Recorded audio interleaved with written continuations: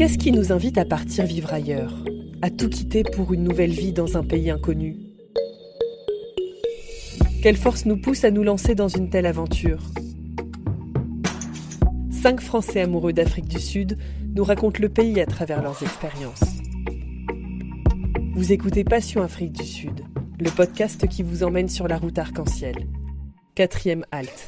Je m'appelle Marlène Marceau et je travaille dans le tourisme depuis plusieurs années et j'ai un lien particulier avec l'Afrique, dont l'Afrique du Sud.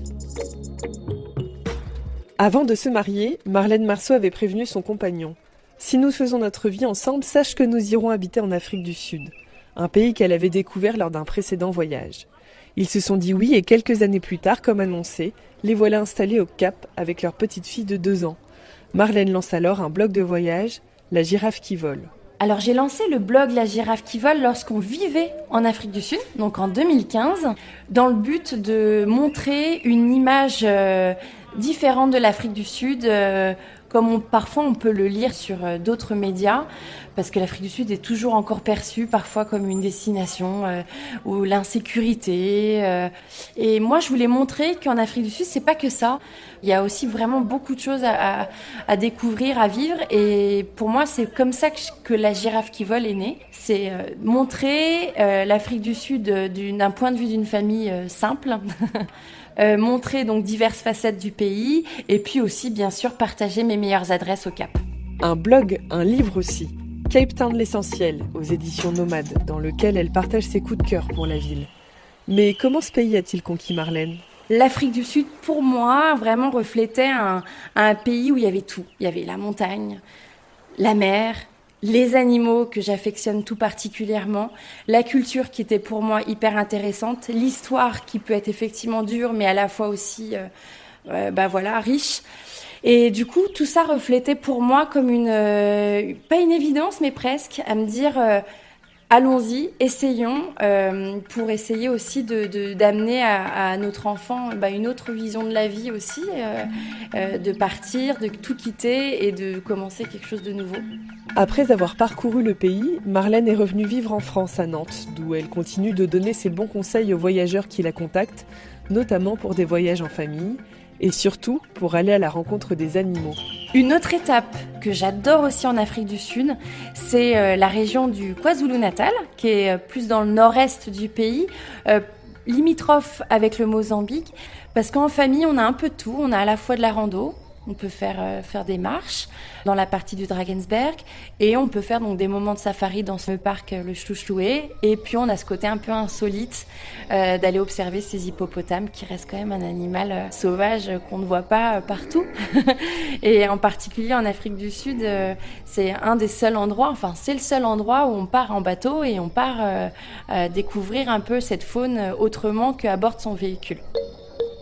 Pour aller voir des hippopotames de tout près, c'est dans la baie de Sainte-Lucie. La baie de Sainte-Lucie est pas très loin du parc Chlouchloué. Elle est au nord de Durban. Une toute petite ville, vraiment tranquille, mais pas si tranquille que ça, parce que si on fait attention, dès la tombée de la nuit, on y rencontre des gens, certes, on y rencontre surtout des hippopotames qui sortent à la tombée de la nuit, qui partent aux 4 coins de la ville pour manger les herbes du jardin d'une maison, etc. Donc c'est quelque chose un peu insolite, Sainte-Lucie. Et il y a surtout un estuaire où on part pour monter à bord d'un petit bateau pour découvrir la beauté de cet estuaire-là. Souvent en fin de journée pour avoir la vue sur du coucher du soleil et avoir la chance d'observer les hippopotames dans l'eau, des crocodiles, des oiseaux si on a une bonne paire de jumelles. J'aime beaucoup cet endroit, j'ai trouvé ça surprenant et encore ma fille m'en parle de ces hippopotames qu'on a rencontrés sur notre chemin de retour. Ça reste incroyable comme expérience et donc pour ça Sainte-Lucie, je trouve qu'encore une fois, quand on est à Chlouchloué, c'est trop dommage de ne pas y aller parce que c'est une étape incontournable pour moi. À l'extrême sud du pays, et donc à la pointe du continent, là où se rejoignent les océans Atlantique et Indien, on peut aussi se jeter à l'eau avec une planche de surf. À Muizenberg, exactement. Alors l'eau, elle est un peu froide. Elle est entre 12 et 14 degrés, mais on a une combinaison. On loue une planche de surf. On est entouré d'un instructeur et c'est parti. On prend son courage à 2 mains et on se met à l'eau et on peut du coup s'initier au surf en famille. Je trouve ça génial. Sur la plage de Muizenberg, les vagues sont parfaites. Elles sont pas hautes. Je dirais juste que l'eau est froide, mais avec une bonne combinaison et un bon instructeur, c'est parfait. Qu'est-ce qu'on retient d'un pays qu'on aime ? Une odeur, une ambiance, un son ? Un son qui marque en Afrique du Sud, je dirais les percussions africaines, le djembé. Et là, tout de suite maintenant, je pense à un restaurant africain qui s'appelle le Gold et qui est au Cap. L'idée de ce restaurant, il est un peu insolite parce que on y va pour manger à la base près de 14 plats africains du continent africain. Mais surtout, si on veut, on peut faire une initiation au djembé. Je l'ai testé et j'ai même emmené aussi des amis là-bas pour tester avec eux aussi.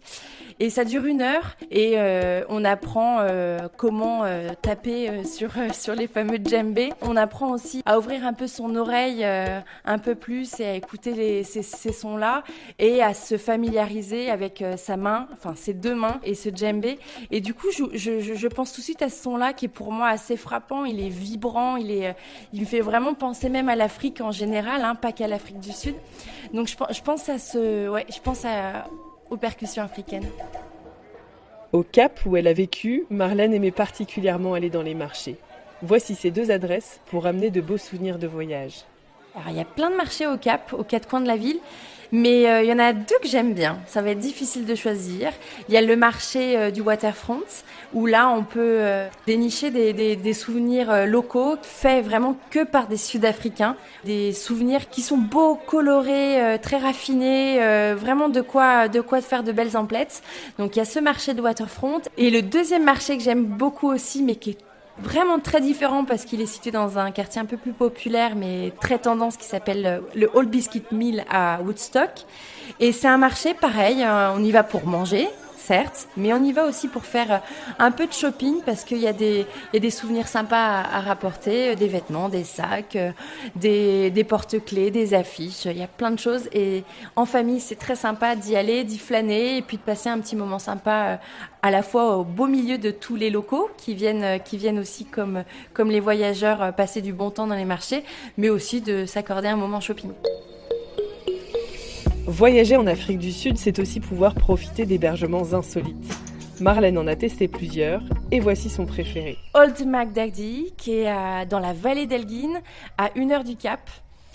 Ah, il est incroyable cet endroit. Pourquoi ? Parce que déjà, on est au cœur d'une vallée qui est pas très très connue. Une vallée où est cultivée la pomme. Et en fait, dans cet endroit, on peut aller d'ailleurs découvrir quelques domaines, mais il y a un hébergement donc qui s'appelle Old Magdagdy et qui compte une dizaine de Airstream, les anciennes caravanes vintage américaines, et elles sont nichées dans ce domaine avec une vue sur les vignes et puis sur les arbres fruitiers. Et à l'intérieur, chaque Airstream est différente. J'ai pu séjourner dans 2 Airstream. Une Airstream sur le thème de la boxe, où à l'intérieur, il y a carrément un ring avec des gants qui nous prêtent et on joue le jeu de faire un peu de boxe le temps d'un séjour. Non, mais chaque Airstream est très différente.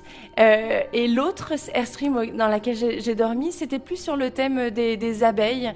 C'était jaune et noir. On y a été en famille, mais aussi en couple. Et c'est un super endroit parce que déjà... c'est pas rien de dormir dans ce genre de caravane. Et puis, on y mange divinement bien. Il y a un restaurant avec que des baies vitrées, hyper lumineux, et on mange de tout. Mais c'est super pour y passer 1 nuit ou 2. Et il y a même un petit lac où on peut faire quelques activités nautiques.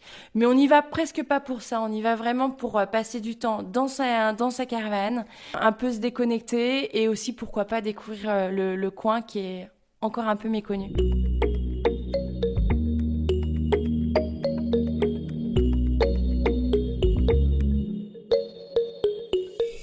Merci à Marlène Marceau d'avoir partagé avec nous toutes ces bonnes adresses pour visiter l'Afrique du Sud en famille. Pour le prochain épisode, préparez votre équipement. Nous partons en safari avec le photographe animalier Grégory Roard. Pour prolonger l'expérience, rendez-vous sur www.southafrica.net.